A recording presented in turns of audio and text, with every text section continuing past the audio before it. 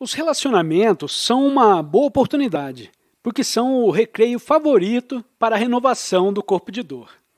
Caso o seu corpo de dor não tenha uma relação, ele usará a sua mente. Funcionará na mesma também.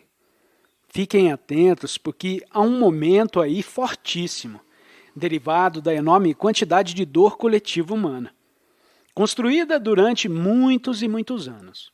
Realmente, tudo o que no seu corpo de dor aparenta ser pessoal é verdadeiramente sofrimento da humanidade. Alguma situação na sua vida pessoal pode ter acrescentado algo a essa dor coletiva, mas ela é basicamente impessoal. Assim como o movimento do pensamento é basicamente impessoal. As emoções são emoções humanas. Os pensamentos são pensados pelo coletivo humano e as pessoas pensam, sou eu. Contudo, é impessoal. Só quando estão identificados com ela é que vos dá a impressão de ser pessoal. Nessa ilusão, estão a ser pensados pela mente humana coletiva. Onde está a pessoa, então? O estranho é que a serenidade também não é pessoal. Presença, quietude, não são pessoais. Todavia, são essencialmente o ser que você é. Não é pessoal.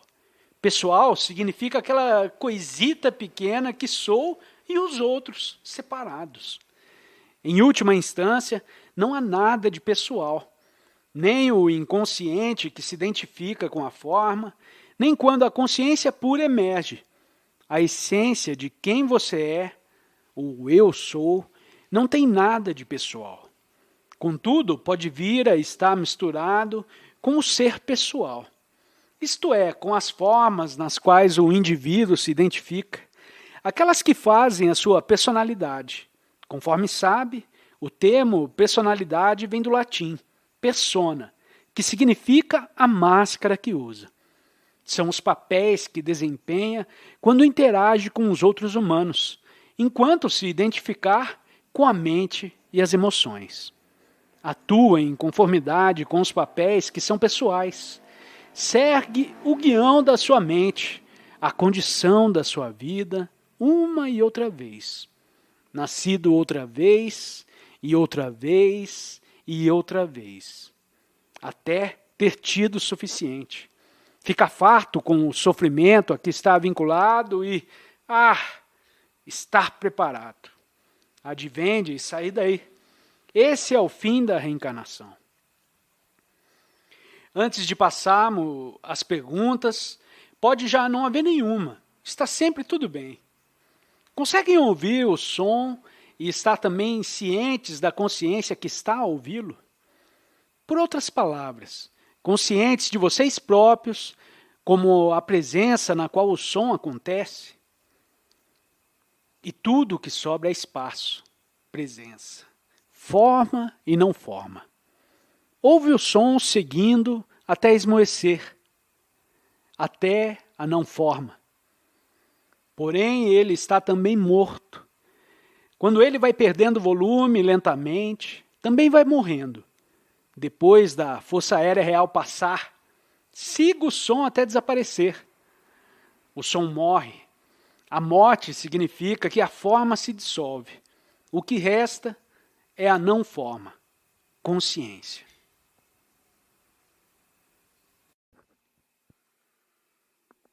Pode experimentar o mesmo com a respiração. É um método de meditação bastante antiga. Escolha uma simples para não se perder no tempo. O Buda recomendava isso. É talvez a meditação mais direta, pois é natural em si respirar, a não ser que o meditador entre na sua própria cabeça como um meditador conceitual e pense: tenho de melhorar esta função de observar a minha respiração. Quando observa o movimento da expiração, a parte final é também uma pequena morte. Há um momento de serenidade. Qualquer término é útil nesse sentido, porque qualquer final é o final de qualquer forma e é sempre uma espécie de morte. Quando aceita isso completamente, gera uma abertura para a forma. Mesmo o final do nosso retiro pode ser assim, porque isso também é uma forma. Poderá dizer, que pena esta forma está a se dissolver. E quer agarrar-se à forma, a receita para a sua felicidade, não se apercebendo de que a verdadeira razão para esse encontro é ser sem significado e que, afinal, é o fim dele que o pode levar para além da forma. Assim, quando acolhe todos os finais na sua vida, adeus. E as formas foram-se, mas a não forma estará lá na sua vida. A entidade egocêntrica trabalha de maneira oposta, detesta largar, quer guardar as coisas, porém elas estão a ir, vão e se foram.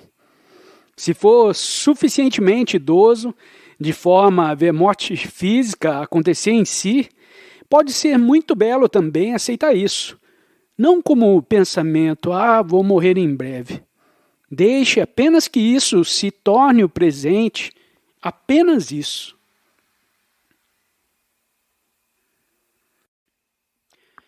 Pode um louco ter noção da sua iluminação? Não um louco. Questão boa é essa. Há imagens maravilhosas do louco, pois é uma antiga figura mitológica. A carta do tarô, o tolo, por exemplo. Louco significa pessoa cujas capacidades mentais estão subdesenvolvidas. Eu diria que é alguém que não está encurralado nas estruturas comuns de pensamento compulsivo. Não porque tenha transcendido o pensamento compulsivo, mas porque não chegou sequer a este pensamento. Nesse sentido, essa pessoa já é iluminada. Não o estado de iluminação que temos vindo a falar aqui, mas aquele estado de ainda não estar aprisionado no pensamento e que tem muitas semelhanças com a iluminação. Poderemos dizer que ele ou ela não necessita de iluminação, dado que na sua própria maneira já o é. Na mitologia contemporânea, que são os filmes, há um belo exemplo na pessoa de Forrest Gump. Alguém cujas capacidades mentais estão subdesenvolvidas, mas que vive de uma forma geral, tal como uma pessoa iluminada viveria. Primeiro, ele não possui ego. Tudo o que necessita vem naturalmente a ter com ele. A sua vida se desenrola naturalmente. Não tem de lutar por nada e cada coisa chega no momento certo. E ele, mesmo assim, alcança coisas grandiosas. Porém, nunca afirmando, eu fiz isso ou eu fiz aquilo. Porque o eu ainda não surgiu. Vai para o Vietnã e para todo lado que ele vai, ele é uma força do bem. Na guerra, ele salva muitas pessoas, tornando-se um grande herói. Contudo, ele não se vê assim, porque não tem a imagem mental de eu ter feito aquilo. Ele só explica, foi o que aconteceu e depois. Portanto, em geral, ele já está lá e por isso não necessita de alcançar a iluminação. Quanto a nós, não podemos voltar para lá, no mesmo nível do Forrest Gump. Ele não necessita de passar pelo nível do pensamento e ele está bem. Aliás, parece ser o destino de alguns humanos estar ligado a algumas civilizações remanescentes, semelhantes a outras muito mais antigas, onde os humanos viviam em êxtase com a natureza e uns com os outros, não necessitando do Buda ou o estado de iluminação. Tal como os animais, alguns cães e gatos que sofreram muito ou são muito velhos e já atingiram a iluminação do seu estatuto, como ser do cão ou do gato.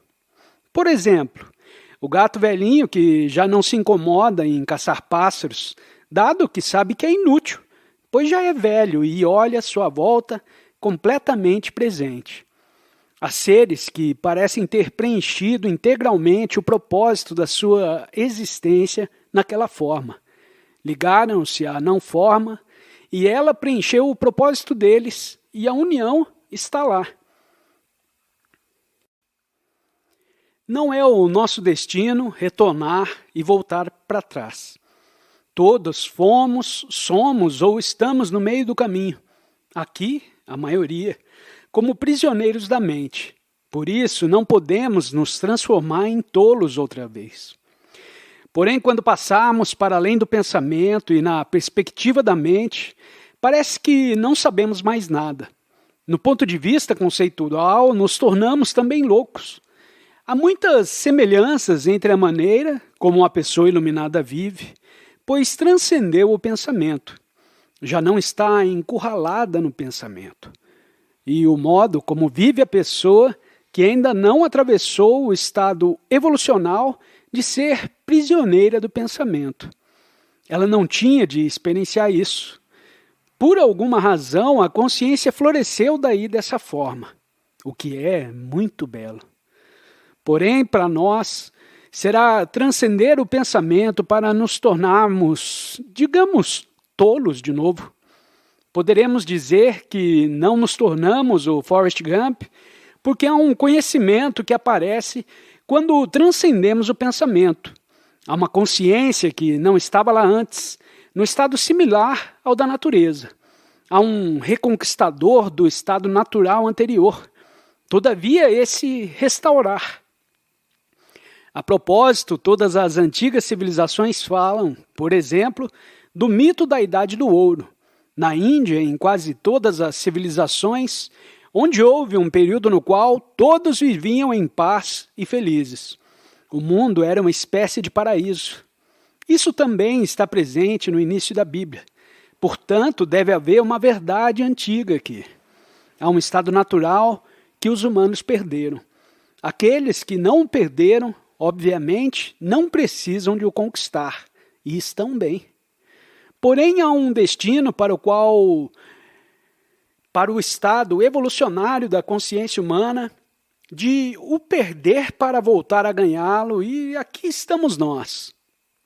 Então, de uma maneira, esses humanos, os que transcenderam, olham para os outros humanos que ficam aprisionados no pensamento quando vivem afastados do momento presente. E não rotulam compulsivamente as coisas. Não são uma história ambulante, são bem simples. A necessidade de ser especial cai. Tornam-se completamente comuns, pois não precisam de projetar mais a sua especialidade, tentando encontrar a sua identidade lá. Já estão em contato com a preciosidade que a sua essência é. Não necessitam mais de procurar a especialidade na forma. Que liberdade surge para nós agora, que não precisamos de ser especiais para termos o sentido de quem somos. Assim nos tornamos comuns. Vocês têm essa bela expressão nas cenas de Daoist. O total abandono. O pequeno é um livro de sabedoria. É a expressão da vulgaridade ao seu vulgar, de se ser comum, não se projetando na necessidade de querer ser alguém. Pelo contrário, é feliz por ser ninguém. Isso parece bem louco no ponto de vista da nossa civilização. As pessoas podem olhar para si como sendo ninguém e isso é maravilhoso. A única pena, que não é pena, é de agora eu ter ficado conhecido através do ser que despontou em mim e que acabou por se projetar também em especialidade. Havia tanta beleza em ser totalmente comum e ninguém duvidava que eu era vulgar. As pessoas diziam, deve vê-lo, é tão vulgar. Apenas ser, viver no momento presente, nada poderia ser mais comum do que viver alinhado com o que quer que é o agora. É tudo o que tem que fazer. Um famoso ditado zen, cortar lenha transportando água, tem um significado muito profundo dizendo: os homens captam toda a sua existência. Zen, cortando lenha e transportando água. Duas das atividades mais vulgares naquele tempo. No nosso caso será diferente, pois a maioria já não corta lenha. Atividade excelente, por sinal. Fazemos outras coisas comuns. O que está a fazer nesse momento é para fazer nesse momento e apenas isso. Não há mais. Cortar lenha? Ah, droga. Transportar água? Ah, só isso. Paz, vida, não deixar que a mente interfira e diga quantos anos mais terei de cortar essa lenha. Se não fizer nada, continuarei preso aqui mais 10 anos a cortar lenha. A ilusão do tempo voltou agora, outra vez para nós. Porém, apenas no exterior, não aqui no interior. No lado externo, o relógio continua a clicar tic-tac, ou seja lá o que for nos tempos modernos. Isso não é o fim. Não há fim. Isto não é o fim, mesmo no fim da forma. Depois do intervalo, voltaremos aqui para ficar algum tempo em silêncio, a não ser que algo aconteça.